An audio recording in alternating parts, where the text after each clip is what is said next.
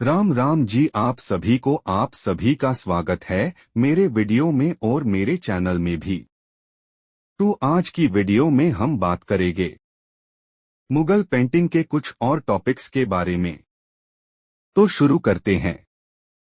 तो पहले हम बात करते हैं कि मुगल पेंटिंग की बनाने की प्रक्रिया क्या है। हमारे सामने आने वाली अधिकांश मुगल लघु चित्रकलाएं पांडुलिपियों और शाही एल्बमों से उत्पन्न हुई हैं, जिसमें दृश्य और पाठ्य दोनों तत्व एक निश्चित प्रारूप में सहअस्तित्व में थे। इन पेंटिंग को बनाने के लिए एक विशिष्ट प्रक्रिया का पालन किया गया था।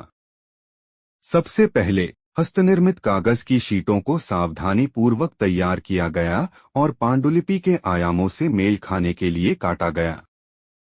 कलाकार के लिए एक उपयुक्त दृश्य रचना तैयार करने के लिए एक निर्दिष्ट स्थान आरक्षित किया गया था।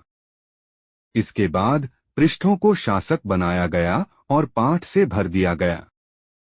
एक बार जब पाठ्य सामग्री अंकित हो गई तो इसे कलाकार को सौंप दिया गया, जिसका कार्य लिखित सामग्री का एक संक्षिप्त दृश्य प्रतिनिधित्व बनाना था। कलाकार ने एक यात्रा शुरू की जिसमें विभिन्न चरण शामिल थे। रचना से ही शुरू हुआ, जिसे तरह कहा जाता है, फिर चित्रों चिहरनामा पर आगे बढ़ा और अंततः रंगमिजी के अनुप्रयोग में परिणत हुआ। अब बात करते हैं आज के आखिरी विषय के बारे में कि मुगल पेंटिंग में कौन सी तकनीक और रंगों का प्रयोग किया जाता है। मुगल एटेलियर के कलाकार चित्रकला और रंग उत्पादन दोनों में कुशल थे। मुगल पेंटिंग विशेष रूप से इस उद्देश्य के लिए तैयार किए गए हस्तनिर्मित कागज पर बनाई गई थीं। उपयोग किए गए रंग अपारदर्शी थे और प्राकृतिक सामग्रियों से प्राप्त किए गए थे, जिसमें सटीक रंगों को प्राप्त करने के लिए पिगमेंट को पीसकर मिलाया गया था।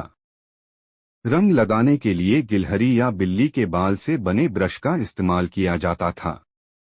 कार्यशाला सेटिंग में चित्रकारी कलाकारों के एक समूह के बीच एक सहयोगी प्रयास था, जिसमें बुनियादी ड्राफ्ट ड्राइंग, रंग पीसने भरने और विवरण जोड़ने जैसे कार्य आम तौर पर उनके बीच विभाजित होते थे।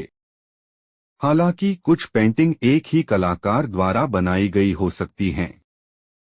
प्रारंभिक मुगल कलाकृतियां टीम वर्क का परिणाम थीं, जिसमें प्रत्येक कलाकार अपनी सुविधा और विशेषज्ञता के आधार पर पेंटिंग के एक विशेष पहलू में विशेषज्ञता रखता था।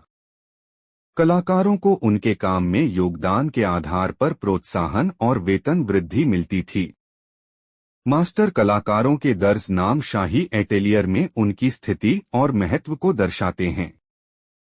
पूरा होने के बाद रंगों को सेट करने और इसकी चमक को बढ़ाने के लिए पेंटिंग को चमकाने के लिए एगेट, एक रत्न का उपयोग किया गया था।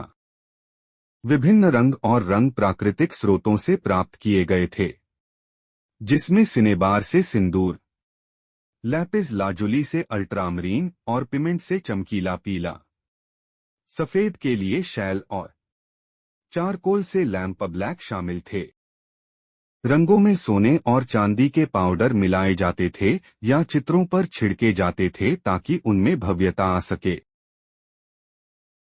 तो आज की वीडियो यहीं पर समाप्त करते हैं और मिलते हैं अगली वीडियो में। और हमने खत्म कर दिया है इस वाली पेंटिंग का विषय। राम राम।